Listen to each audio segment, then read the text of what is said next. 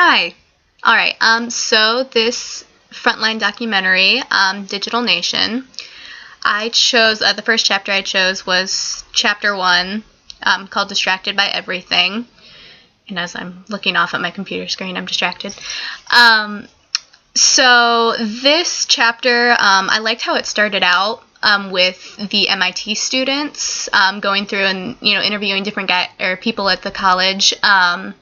Because they're kind of, at least when this video was made in 2010, and even still now, they're at like the forefront of a lot of technology. I mean, these are mechanical engineering students and all these, brainiacs with all these skills that I could never possibly hope to have.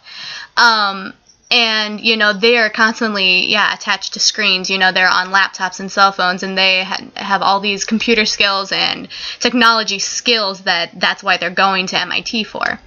And I thought it was really interesting that they talked to one of the professors saying that these kids they're MIT students. You think that, they're brilliant, and they're becoming just as distracted by this technology as, normal everyday college student like at USB. One of the quotes that I really liked was from a professor saying students need to be stimulated in ways they didn't need to be stimulated before. I mean, we have grown up with all these distractions that we're used to because of technology. An email pops up, we get a text, your phone starts ringing, you get a Snapchat, you've been retweeted on Twitter. I mean, all these different distractions, along with, we're trying to do homework or write a paper or do a math problem, all these different distractions, and we're so used to being bombarded by this stuff. And so we're used to that stimulation, but, even these MIT students, it doesn't mean that we're completing all these tasks well, even though we're used to that distraction and that all those different stimulants. So when they're talking about the multitasking and some of the research that's been done, saying that multitaskers are actually more easily distracted, their memory is less organized, they're not as good as at analytic reasoning and all this deep thinking stuff that used to be fairly easy without all this technology and all these distractions. And it, like they said, it might be creating people who are unable to think critically. We just kind of skim over all these small different things without actually sitting and focusing deeply on one single idea or concept. And so I thought that was really interesting for us teachers. Like, that is something that we have to, worry about in our classroom is, getting around all these different distractions that students have to deal with and getting them to focus on an important concept, an important topic, whether you're an English teacher, a math teacher, or your social studies, anything like that. Like, you have to get these kids to focus. And so I think that's just a really big issue that we need to look into. The second chapter that I chose was chapter 2, What's It Doing to Their Brains? So basically, I chose this chapter because it talked a lot about kids growing up with technology and how that's, like I said, changing their brains, how it's changing their development, whether, cognitive development, their social development, how they communicate.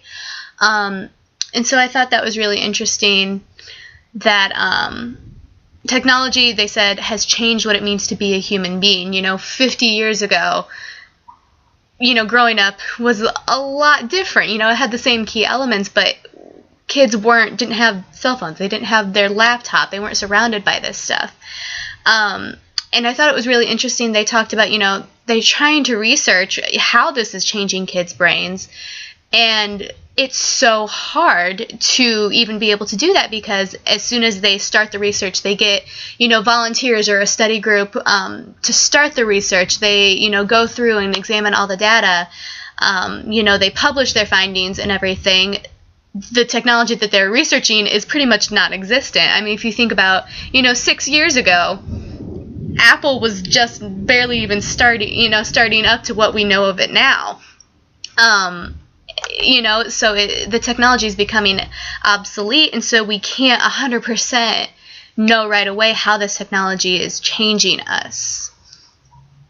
And so, as teachers, because it's hard for us then to look at any research about what's happening to kids' brains, we really have to depend on our own observations in the classroom.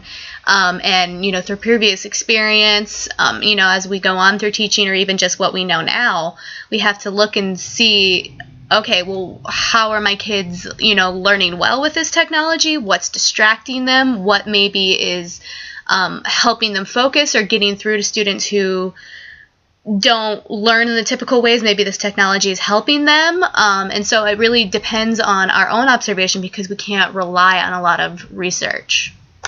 The third chapter I chose in the documentary was chapter 4, Teaching with Technology, fairly obviously, because it's the most related chapter to what we're going through and will be going through as teachers. And so, like I said, this really intrigued me, looking at these different schools, or especially the one in New Jersey, I think it was, and how interactive with technology they were. They went ahead and kind of gave in, I guess, to, stopped fighting this technology, and they're allowing their kids to use it in really creative and helpful ways. One of the quotes that I found really interesting from this segment was talking about the school in New Jersey saying classes need to meet kids where they're living online. I think so much of what we deal with today as far as the controversy with technology and teaching is, we want to stick with this old way. Well, it's going to distract kids. They aren't going to think as deeply, which, those are problems that we can face. But if we really work with technology, work with the kids, and see how they are learning with technology, we can create programs that will actually, further thinking and will also keep up with this, modern technology. Another quote that I thought was really interesting from the woman who wrote the documentary, saying, my children's education might have a different purpose than mine did.